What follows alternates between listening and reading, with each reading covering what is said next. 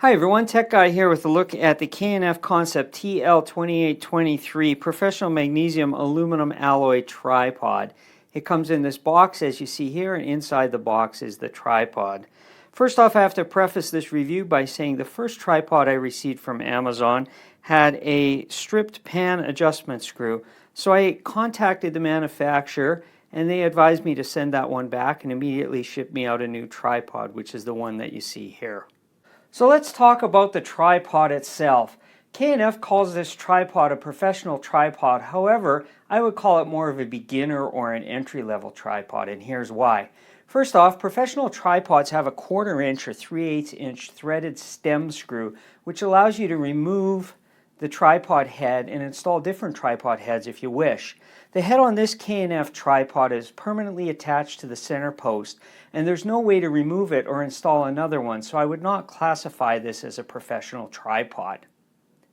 There are a couple good things about this tripod. First off, it's lightweight. It folds down to only 26 inches when collapsed. It has self-leveling feet, and it has a handy hook on the bottom of it, so it's great to hang up in your studio for storage. And lastly, it comes with this really handy storage bag. Also, if you're a tall person, this tripod is excellent for you because it extends all the way to 66 inches in height and is fairly sturdy once fully extended. Now let me point out some of the concerns I have with the tripod. First off is the horizontal pan head. The horizontal pan on this tripod is not very good at all. Even with the screw fully turned out, as you can see, it's fully turned out here, and it's actually loose.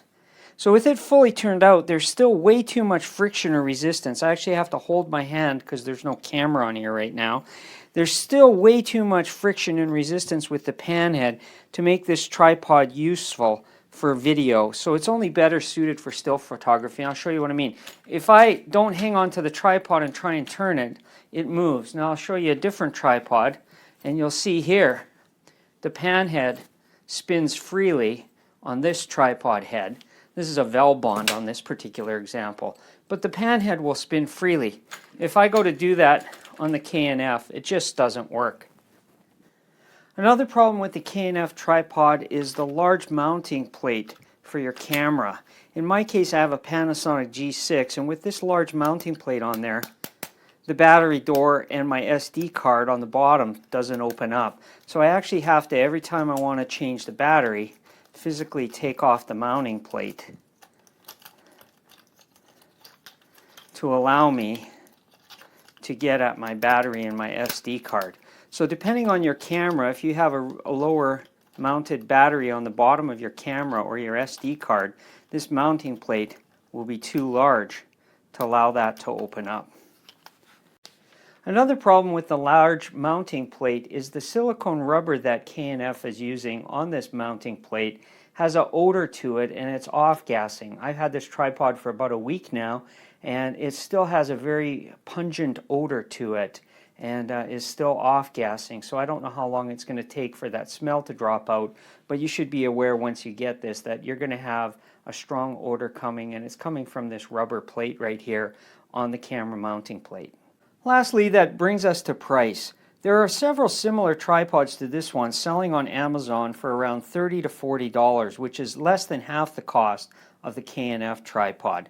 The K&F tripod is 6 inches taller than the similar tripods I'm referring to, but it's hard to justify more than twice the price when the only difference is really an additional 6 inches of height. Overall, this K&F Concept tripod is a good entry-level tripod, ideal for tall people, and is suited for still photography, but not ideal for video. I'm the Tech Guy. That's my look at the K&F TL2823 tripod. I hope you found this review helpful. Thanks for watching.